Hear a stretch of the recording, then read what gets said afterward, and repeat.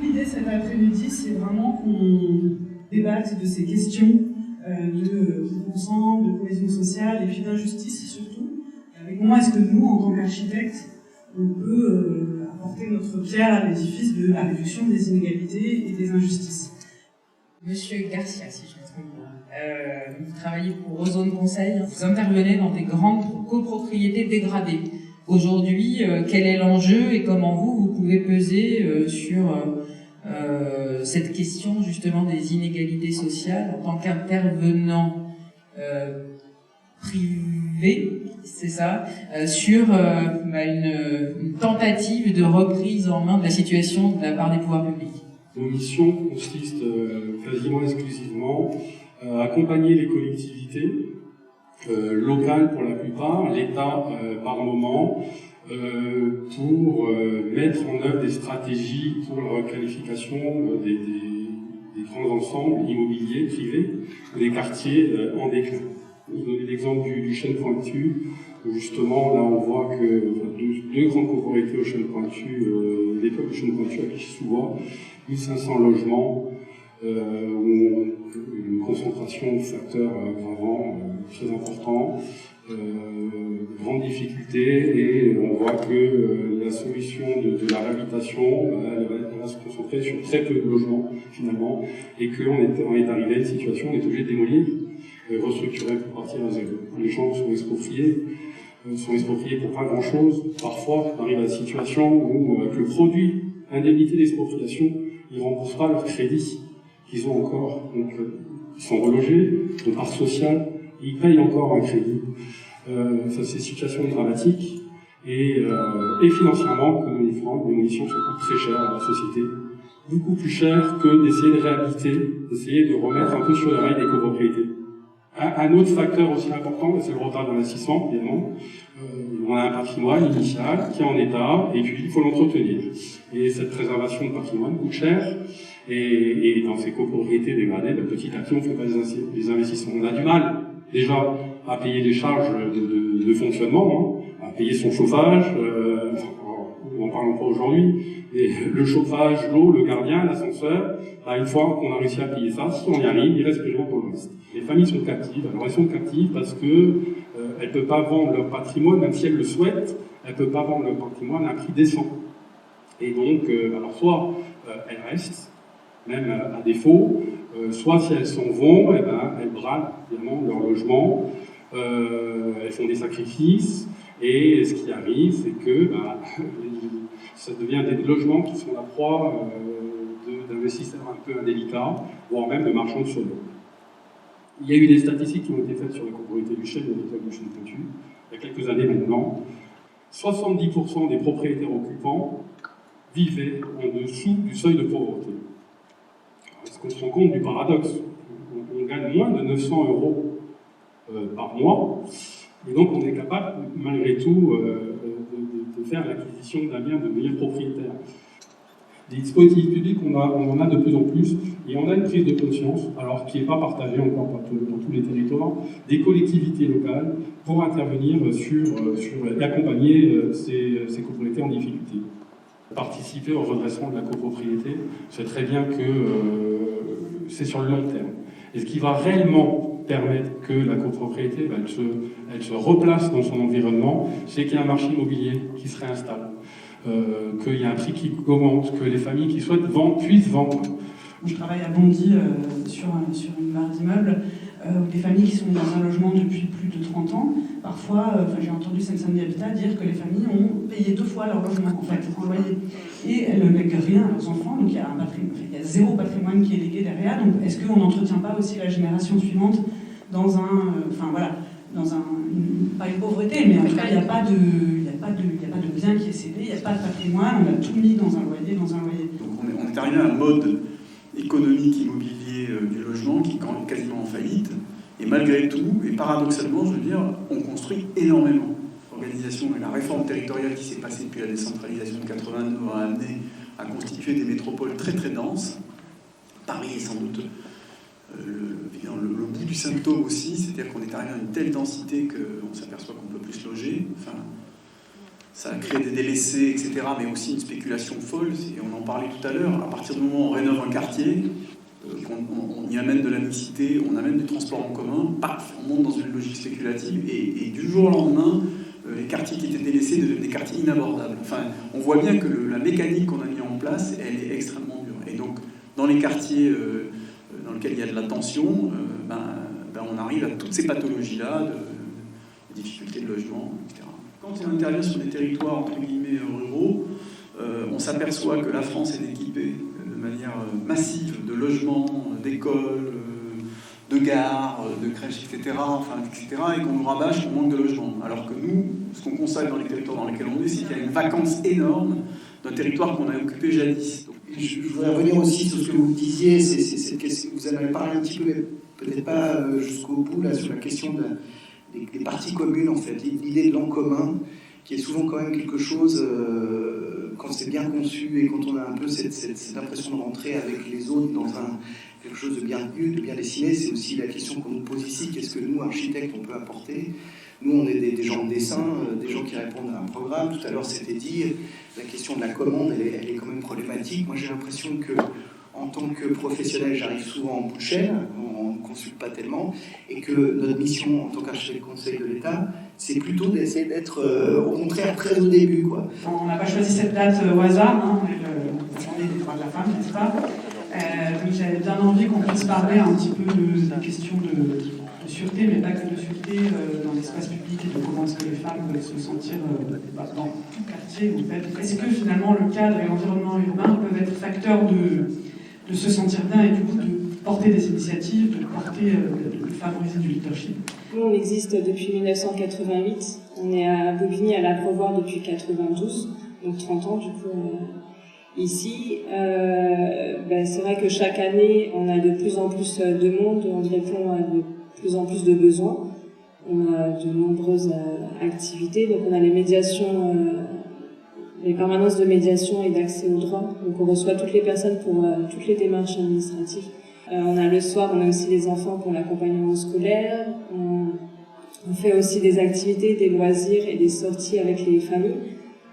On a l'atelier informatique, on a les ateliers couture aussi, l'atelier vélo. La place déjà des femmes dans les quartiers, dans les foyers, ça a quand même pas mal évolué ces dernières années. Nous, l'association, quand elle s'est créée, c'était des femmes qui aidaient d'autres femmes. On était très mal vus par les hommes, parce qu'on dévergondait un peu leurs femmes. Et c'est vrai que du coup, là, maintenant, on voit quand même les hommes qui viennent inscrire leurs femmes dans les ateliers, ils veulent que les femmes quand même s'inscrivent, qu'elles apprennent à lire, à écrire, qu'elles ne soient plus isolées chez elles. Vous disiez, on reçoit de plus en plus de personnes, il y a de plus en plus de besoins. On s'arrête pas. Enfin, comme vous avez dit, quand vous rentrez, c'est plein, c'est qu'on manque d'espace aussi. C'est pas l'équipe en soi qui manque, mais c'est vraiment que les locaux sont restreints, donc on fait comme on peut.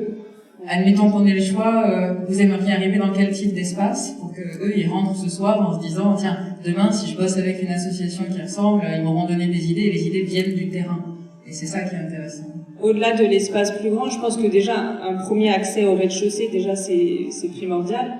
Après, si on a des activités qu'on doit mettre à l'étage, nous on s'adapte. En fait, on s'est adapté. C'est vrai qu'on s'adapte à 120 mètres carrés. On fait plein de choses.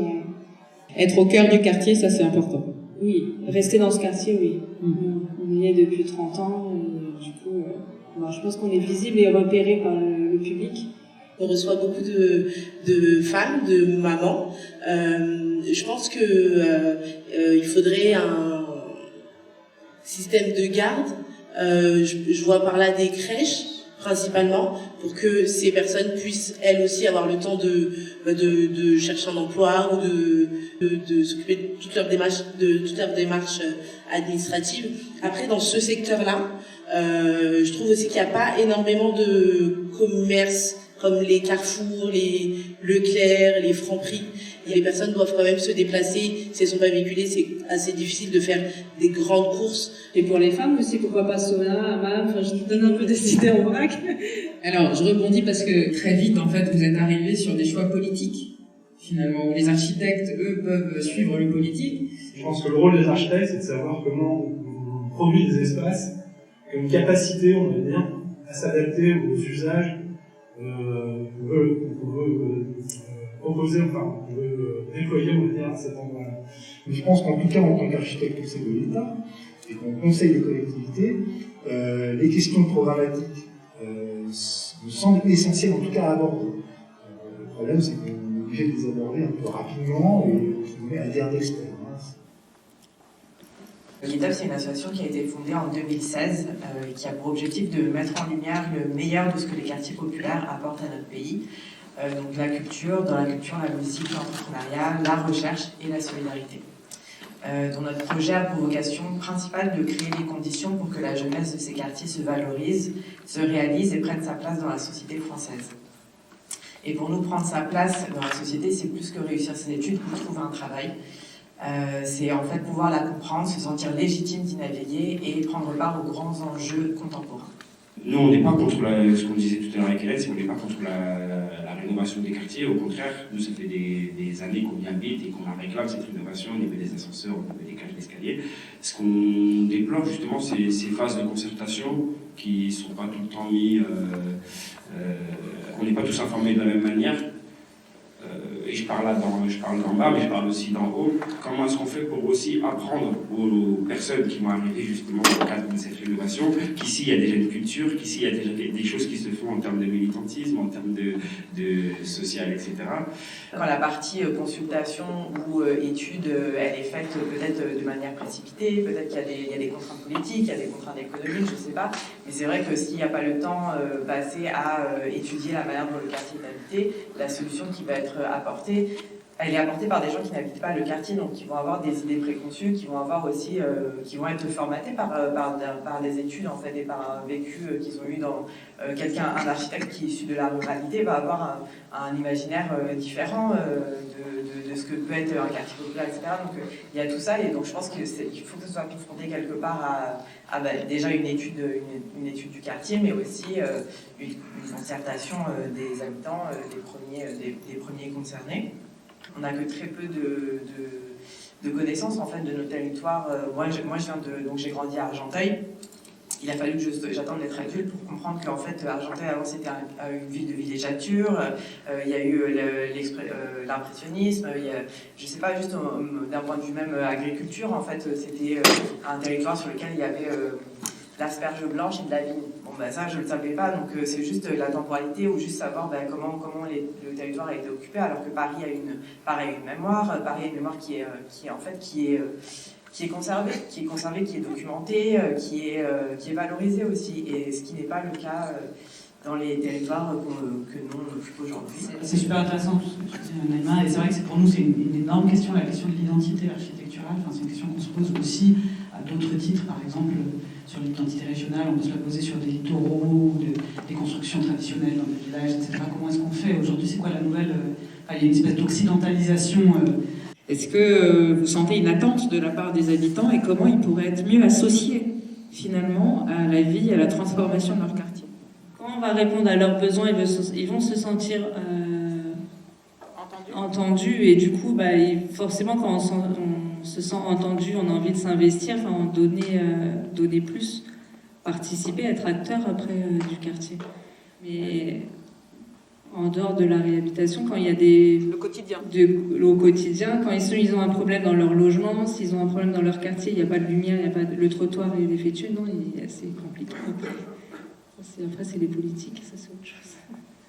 Pour résumer, et on a eu cet échange avec certains d'entre vous tout à l'heure, et pour avoir échangé avec de très nombreux habitants sur les programmes de rénovation urbaine, ce qui ressort la plupart du temps, c'est que l'ANRU a vraiment amélioré indéniablement les cadres de vie, les conditions d'habitat, même si il y a parfois certaines limites, mais que l'accès aux services publics, l'accès à l'emploi, l'accès à la santé, l'accès à une éducation de qualité plus égalitaire, etc., ça n'a pas été résolu et que du coup, on a reproduit en fait des problématiques qui existaient déjà, même si on a amélioré le cadre de vie.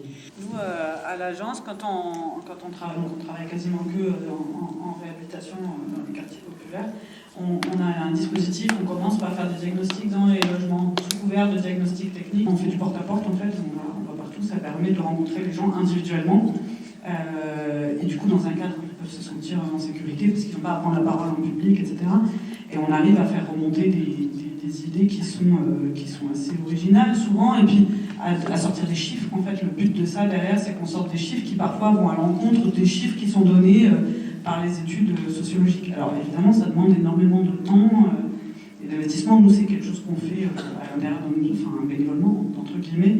En fait, on se rend compte que les gens sont hyper concernés par leur quartier. Ils sont très, très intéressés. Ils ont souvent un avis très tranché, en général, et qui est souvent partagé. Il y a peu de questions, à part les locaux poubelles. La position des locaux poubelles, en général, c'est 50-50. Il y a une sorte de solidarité. L'autre jour, on a fait une concertation sur la couleur du bâtiment. Nous, on voulait du vert et du jaune, je crois. Et tous les habitants ensemble disent non, du bleu, donc du coup c'est bleu. Après, ça impose quand on fait ça, enfin nous, la règle qu'on se met à l'agence, c'est ok, après par contre, on écoutera le résultat démocratique de la consultation. Votre présence m'amène à. Enfin, j'ai envie de vous demander comment vous êtes mis en mouvement. Et comment nous, quand on arrive sur un projet de territoire comme ça, comment est-ce qu'on peut accompagner, stimuler, aider cette mise en mouvement ? Moi, il y a deux choses qui nous réveillent dans les quartiers, c'est soit la mort d'un ami, soit la rénovation, pour vraiment qu'on se soulève. Personnellement, je me suis dit, je vais monter un projet associatif qui justement s'intègre et s'inscrit dans la rénovation. On sait très bien que ça dure 10-15 ans. J'ai essayé tout premièrement d'aller voir le centre social qui lui aussi a été implanté grâce à cet objectif de rénovation, parce que dans ce plan de rénovation, il y a un centre social qui va émerger du sol. Et donc je me suis dit, s'il y a une serre urbaine, s'il y a un centre social, s'il y a toutes ces choses-là qui sont construites, pourquoi pas une médiathèque? Donc de ce constat-là, moi j'ai établi un partenariat justement avec le maximum d'associations sur le quartier. J'ai envoyé des mails aux élus pour les rencontrer, pour leur faire part de mes envies. Mais je pense qu'à partir de cette phase-là, on est bloqué parce que moi, au-dessus de la municipalité, moi je sais plus qui joindre, qui contacter. Moi aussi, je suis assujetti à cette scission. Là, on a les architectures, on a des centres sociaux, on a des municipalités.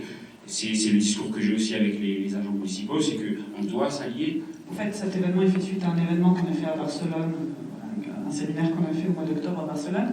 Et à Barcelone, ce qu'on a vu notamment dans le quartier qu'on a visité le samedi matin, c'était qu'à l'origine des projets dans les quartiers, c'était souvent c'était tripartite en fait. C'est les élus, enfin la collectivité représentée par ces élus, les entreprises et les citoyens et les associations en fait. Et donc il y avait des espèces, à l'origine de chaque projet dans un quartier, il constitue un espèce de comité qui est, d'après ce que j'ai compris de ce qu'on a vu à Barcelone, c'est ça qui fait un peu la force du quartier. C'est qu'on n'est pas dans une concertation où on vient demander aux gens, ça vous plaît le plan, vous préférez jaune ou vous préférez rouge. Mais vraiment, dès le début, on a peut-être 10 ans avant le projet, un comité qui se met en place, qui se réunit avec des obligations de réunion. Voilà. Moi, je réquisitionne énormément de lieux. On parlait tout à l'heure d'occupation informelle. On a besoin aussi d'avoir des lieux pour faire valoir aussi notre culture. Je trouve ça désolant de passer justement par ce mode d'action. Parce que de manière illégale, c'est ça que tu veux dire? De base, oui, quand on réquisitionne un lieu, c'est illégal, mais après, nous, on fait en sorte de le rendre le plus légal possible en déclarant l'association à la préfecture à l'adresse même, en faisant des actions, en mettant en partenariat justement avec la municipalité, qui ne sait pas toujours forcément qu'on est dans un bien squatté, mais c'est justement en l'apprenant qu'ils disent mais pourquoi vous squattez, il y a des locaux disponibles, donnez-les-nous. C'est tout à fait vrai. Des demandes depuis 5 ans, 10 ans. Donc... Moi, je pense que disons, la façon d'investir un lieu, on le voit avec votre association. Vous êtes dans un ancien supermarché, enfin je ne sais pas ce que c'était que la boutique, enfin c'est pas un lieu qui a été dessiné par un architecte, pensé par etc. Vous l'avez investi, vous avez fait de ce lieu quelque chose qui est une destination pour le quartier qui est sans doute fondamentale, qui est sans doute qui est un gros moteur du quartier. Donc on voit bien que la façon d'agir et de faire de l'urbanisme, c'est souvent juste ça, c'est-à-dire le fait d'agir, le fait, voilà, quand on dit faire une médiathèque, souvent une médiathèque c'est acheter des bouquins, synchroniser le bibliothécaire, prendre quelques ordinateurs, c'est ça. Moi je crois beaucoup à cette capacité à faire ce qu'on appelle de l'urbanisme tactique, c'est-à-dire de faire un lieu et de dire là on essaye un truc, si demain on voit qu'il y a du monde et que ça marche, etc., on peut le pérenniser, on peut lui donner du sens, on peut le dessiner de manière plus généreuse, etc. Mais je crois beaucoup à ça, et je crois aussi beaucoup à ce que les quartiers ont laissé et que les villes ont oublié un petit peu, c'est délaissé, c'est-à-dire des lieux dans lesquels il se passe des choses qu'on n'a pas imaginées, pas prévues, pas planifiées, pas investies. L'espace public, il faut le concevoir à un moment donné, mais ensuite il faut le faire vivre au long cours. Et les attentes sont plus du tout les mêmes. Les skateparks, ça n'existait pas il y a 15 ans. Les espèces de salles de gym à l'extérieur, pareil, ça n'existait pas. Vous voyez. Donc il faut aussi, mais ça les mairies en général arrivent à, comment dire, avec des comités de quartier, etc., à écouter les demandes et à y répondre. C'est souvent des quartiers qui sont sortis de terre comme ça d'un coup. Tout à fait. Et très vite, et puis qu'on n'a pas fait muter ensuite. C'est-à-dire qu'on les a laissés, ils sont restés figés. Or, un quartier, enfin l'histoire de la ville, c'est des endroits qui se transforment, qui évoluent, qui s'enrichissent, qui se transforment. Et ça, aujourd'hui, on se refuse à le faire. Et peut-être que l'ANRU devrait investir un peu plus cette question-là, c'est-à-dire de se dire, plutôt que de se poser la question de savoir comment on fait évoluer en démolissant pour reconstruire, peut-être qu'il faudrait se poser la question de savoir comment, avec ce qui existe, on continue et on transforme. C'est-à-dire que c'est un modelage de la ville. Donc, moi, je trouve qu'il y a trop d'argent qui est mis dans la forme. Et moi, je trouve souvent que ça pourrait être en forme de cœur, en forme d'étoile, en forme de n'importe quoi, et ça ne changerait pas grand-chose, et pas assez à financer et professionnaliser GetUp et ton lieu, etc. Et arrêter de croire que la forme urbaine et la forme architecturale peut tout. Et que ça va gommer en fait les problèmes de faire une nouvelle forme, une nouvelle gueule en fait au truc. Moi, je ne pense pas qu'on résout les problèmes. En gros, il y a un gros problème économique. 70% des gens qui n'ont pas de boulot, des jeunes notamment, qui sont quand même les forces vives, les forces sur lesquelles il faut s'appuyer pour demain. Qu'est-ce qu'on fait pour ces gens-là? Qu'est-ce qu'on fait pour les intégrer? Qu'est-ce qu'on fait pour les accompagner? Les architectes conseils ont un vrai rôle à jouer là-dessus. Et je crois qu'il faut véritablement qu'il y ait des systèmes de mise en place pour accompagner, je dirais, pour essayer de fabriquer une nouvelle économie. L'idée, c'est pas de faire de l'ANRU suivant des modèles, on va dire, économiques qu'on connaît déjà et qui sont des modèles, on va dire, passéistes, mais c'est bien de réfléchir à comment on peut réintroduire une économie locale dans des quartiers qui sont défavorisés. Et je pense qu'aujourd'hui, il y a des vrais sujets. Les sujets, c'est la mobilité, c'est le renouvellement, je dirais, le recyclage, et c'est les circuits courts. Bon, c'est trois systèmes qui peuvent permettre, en fait, à des quartiers, entre guillemets, considérés aujourd'hui comme étant des quartiers en périphérie de ville, comme étant défavorisés, qui finalement ont un rôle hyper stratégique dans le monde de demain. Moi, j'en suis persuadé. Autant vous avez un besoin d'architecte, autant nous avons besoin de vous et de votre présence et de la multiplication de votre présence au travers de toutes les instances à même de concevoir dès le stade de la programmation, mais nettement au-delà. Voilà, parce que on est vraiment face aux villes intersidérales. Je pense je peux parler au nom de nos cadres pour savoir aussi que ça fait plaisir aussi de pouvoir échanger avec des personnes qui ont un domaine d'action très spécifique et qui ont aussi un impact sur les territoires sur lesquels on vit, et savoir que ça peut être pris en compte et que éventuellement ça aura un impact sur vos pratiques, la manière dont vous allez peut-être réfléchir vos projets. Oui, quelque chose qui s'est dit, ça va peut-être éveiller des curiosités, etc. Donc ça c'est aussi super important pour nous et on est super reconnaissant d'avoir eu aussi cette plateforme aujourd'hui. Donc. Des journées comme ça donne envie de s'inscrire dans les écoles d'architecture. C'est pas pour les autres, mais moi...